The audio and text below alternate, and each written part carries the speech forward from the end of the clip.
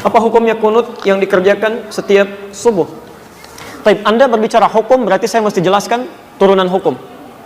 Ingat, bedakan ini ya, ada hukum dan sikap hukum, itu beda.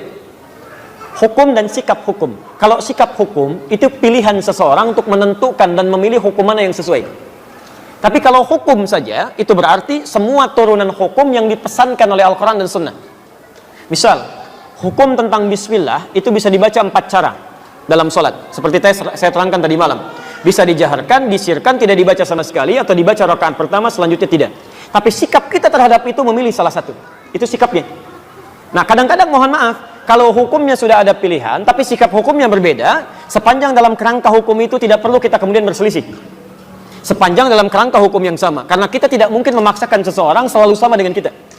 Kecuali kalau pada hukum yang sifatnya satu dalil, satu contoh, dan tidak ada sikap lain kecuali itu saja. Seperti saya terangkan dalam kesempatan tadi malam. Nah, sekarang tentang kunut. Kisahnya dimulai di saat Nabi SAW dalam fase dakwah, ya, di awal-awal masa Islam di Mekah, tiba-tiba kedatangan tamu dari distrik Bi'r Ma'unah. Bi'r Ma'unah agak banyak ini, ya, menyampaikan bahwa, ya Muhammad, ya Rasulullah, di tempat kami orang-orang yang masuk Islam, semuanya masuk Islam. Awal masa dakwah, kedatangan informasi satu desa, bedol desa masuk Islam. Kira-kira senang atau tidak? Senangnya luar biasa. Maka mereka minta dikirimkan guru-guru untuk mengajar. Dikirimkanlah oleh Nabi SAW 70 orang penghafal Quran. 70 orang penghafal Quran. Di saat-saat masa awal-awal keislaman, tidak banyak penghafal Quran. Dikirimkan 70 orang ke sana. Singkat cerita, ketika beliau sedang menunaikan sholat, dalam riwayat disebutkan sholat subuh, yang lain mengatakan sholat maghrib, tiba-tiba turun malaikat Jibril menyampaikan bahwa orang-orang tadi yang datang kepada Muhammad, mereka menipu.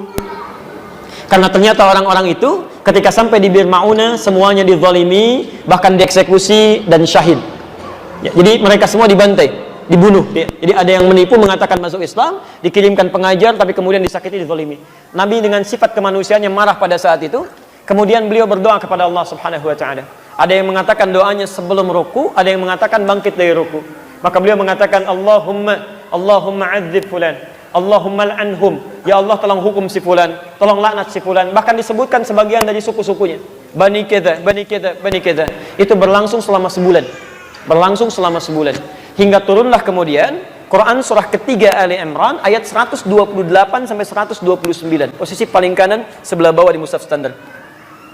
Quran surah ketiga Ali Imran ayat 128 sampai 129. Ayat 128 ini poinnya. Laisa laka minal amri syai'un aw yatuba 'alaihim aw yu'adzibahum fa innahum zalimun.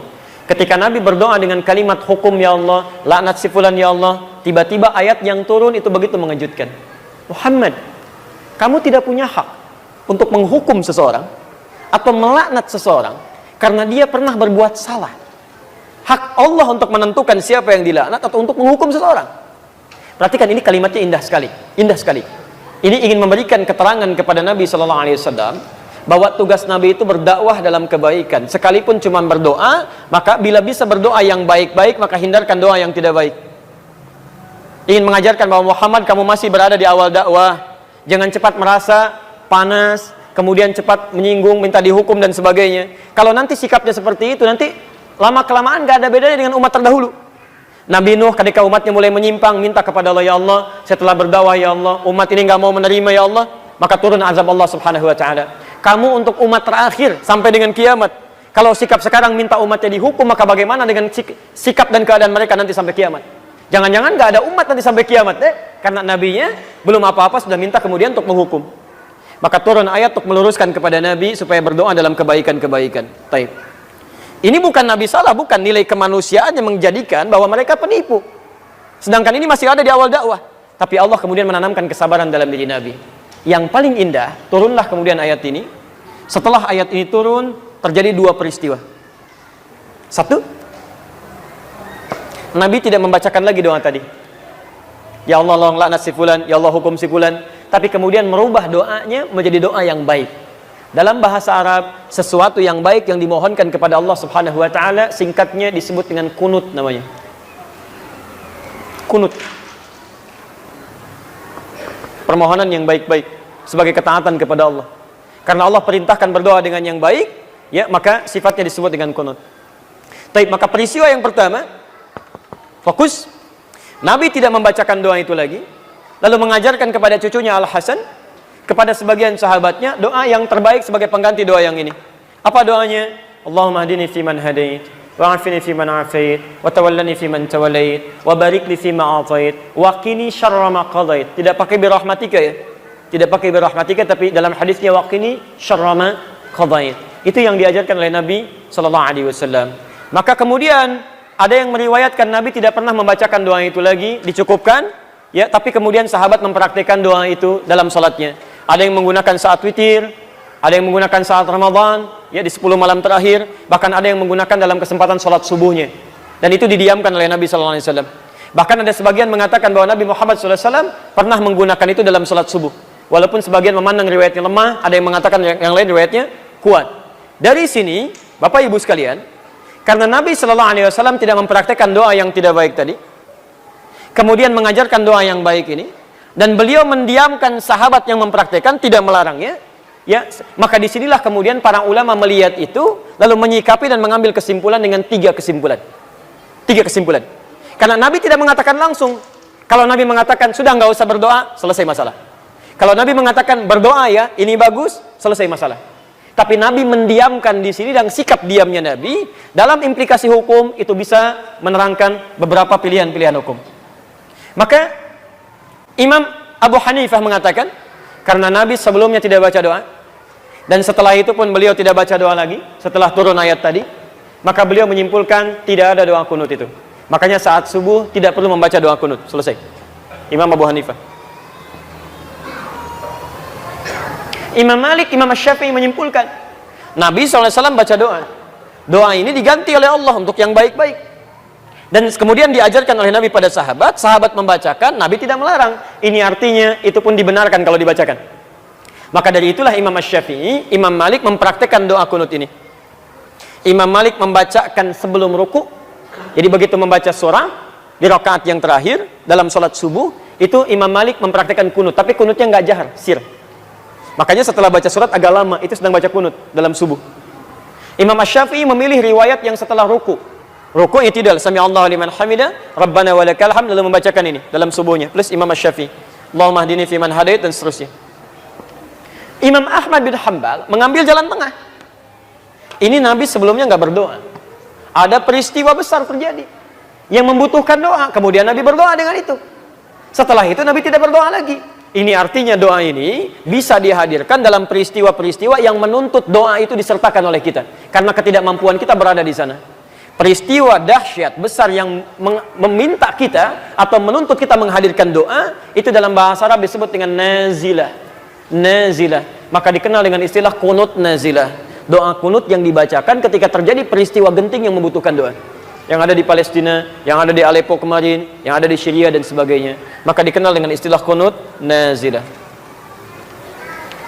Tiga-tiganya disepakati oleh para ulama, baik di zaman itu sampai di zaman kini. Ini ijtihad para ulama yang dibenarkan dan sah dilakukan ketika memilih satu di antara ketiganya.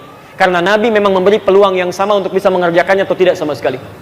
Jadi di masa bahkan Imam Syafi'i, beliau pernah berkunjung ke tempatnya Imam Abu Hanifah setelah beliau meninggal.